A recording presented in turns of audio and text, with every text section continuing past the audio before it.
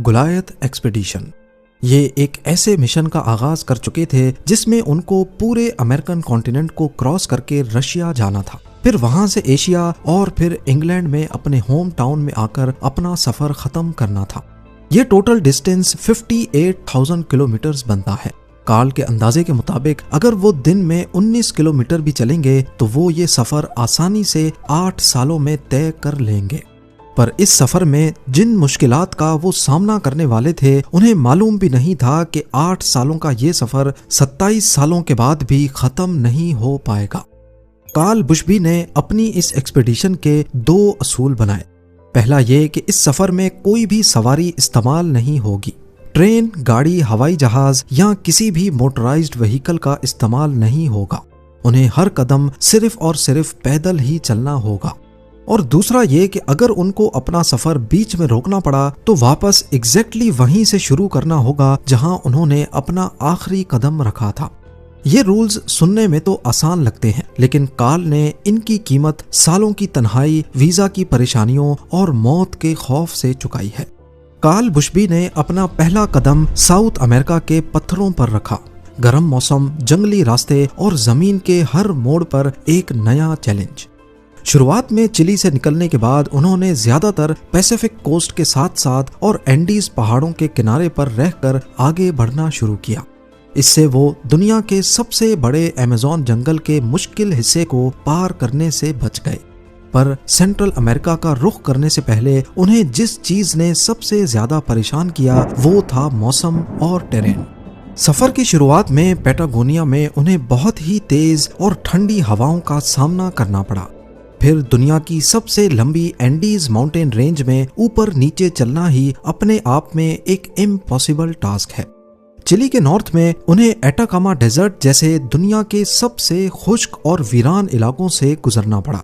यहाँ सबसे बड़ी मुश्किल पानी की कमी और दिन के वक्त तेज गर्मी थी। उन्हें जरूरी सामान के साथ साथ पहली बार जरूरत से ज्यादा पानी खींचकर ले जाना पड़ा था।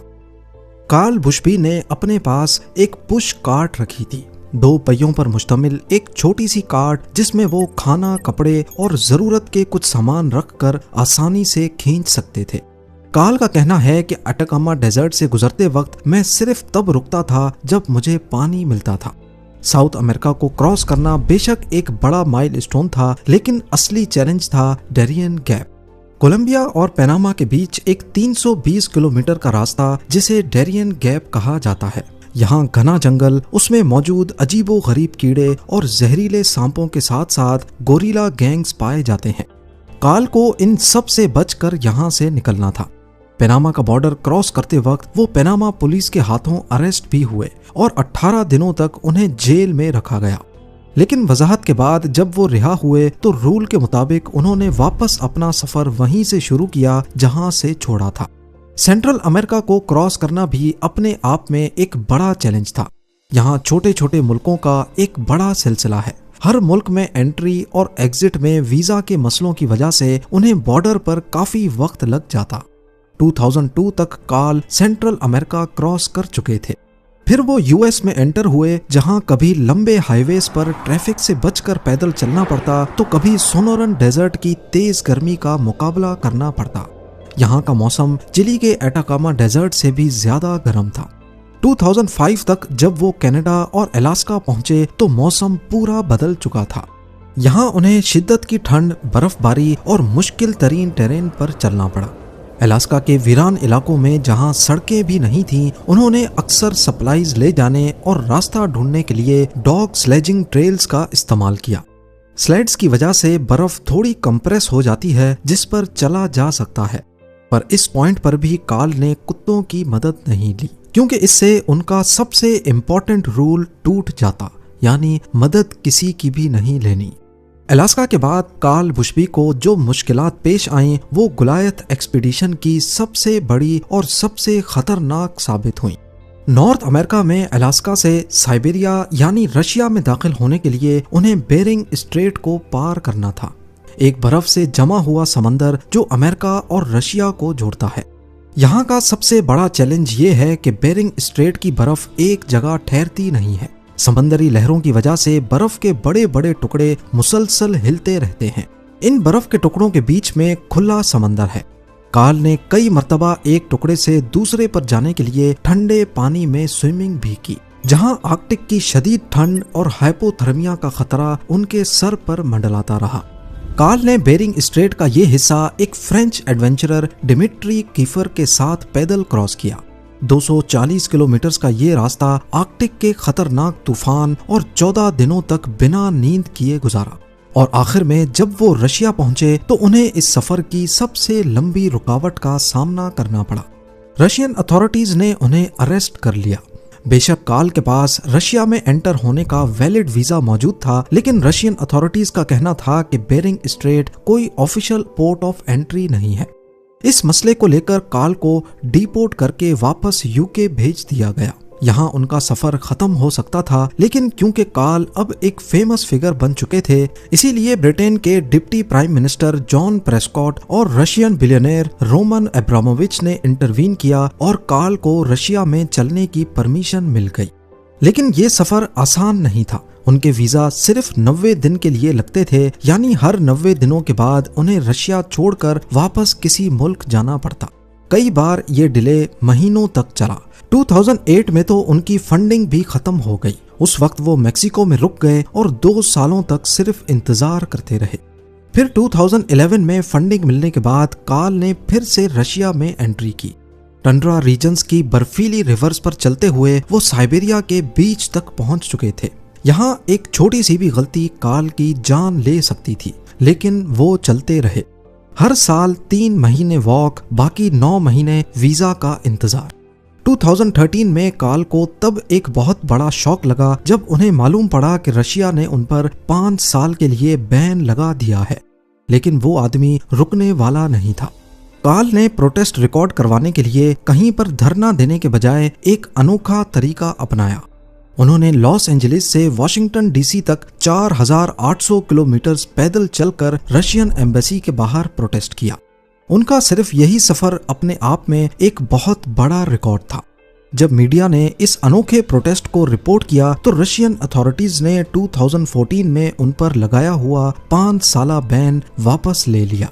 अब एक बार फिर उनको रशियन वीजा मिला और वो साइबेरिया में अपने उसी जीपीएस पॉइंट पर पहुंचे जहां उन्होंने सफर छोड़ा था। रशिया से निकलकर कार्ल अब मंगोलिया पहुंच गए। वहां उन्होंने गोबी डेजर्ट क्रॉस किया, जो कि 1130 किलोमीटर पर फैला हुआ है। फिर वो चाइना के रास्ते कजाकिस्तान, उज्बेकिस्तान और तुर्कमेनिस्तान से गुजरे, लेकिन ईरान के वीजा ने उनका रास्ता एक बार फिर बंद कर दिया। ये पेंडेमिक का दौर था और तुर्कमेनिस्तान में ही कार्ल का सफर लंबे अरसे तक रुक गया। जब ईरान का वीजा फिर भी नहीं लगा तो 2022 में कार्ल ने एक जानलेवा प्लान बनाया। उन्होंने सोचा कि अगर मैं ईरान नहीं जा सकता तो कैस्पियन सी से स्विम करके अजरबैजान जरूर पहुंच सकता हूं। इस काम के लिए उन्होंने एक छोटी कायक हाथ की, पर अपने लिए नहीं बल्कि अपने सामान को लादने के लिए।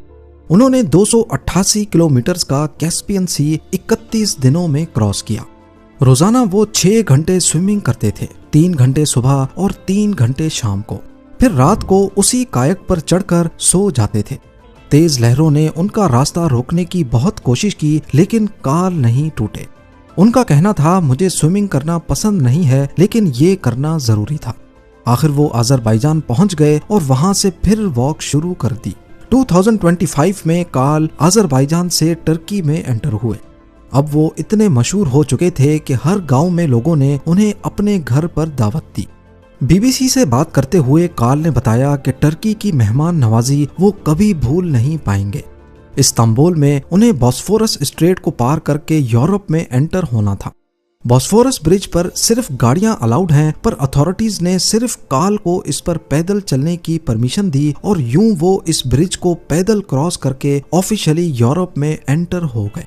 इस मौके पर उनका कहना था कि मैं जब निकला था यूके में टोनी ब्लेयर प्राइम मिनिस्टर थे, अब ब्रिटेन में 5 नए प्राइम मिनिस्टर्स आ चुके हैं। मुझे लगता है जब मैं घर जाऊंगा तो वो मुल्क भी नया होगा। 27 सालों की बेमिसाल मुशक्कत के बाद कार्ल बुशबी के अब आखिरी 3000 किलोमीटर बचे हैं। उनका टारगेट है Bulgaria, Romania, Hungary, Austria, Germany और फ्रांस से होते हुए यूके तक पहुंचना। पर कार्ल के लिए अब एक और बड़ा मसला आने वाला है और वो है इंग्लिश चैनल, यानी यूके और फ्रांस को जोड़ने वाला चैनल टनल।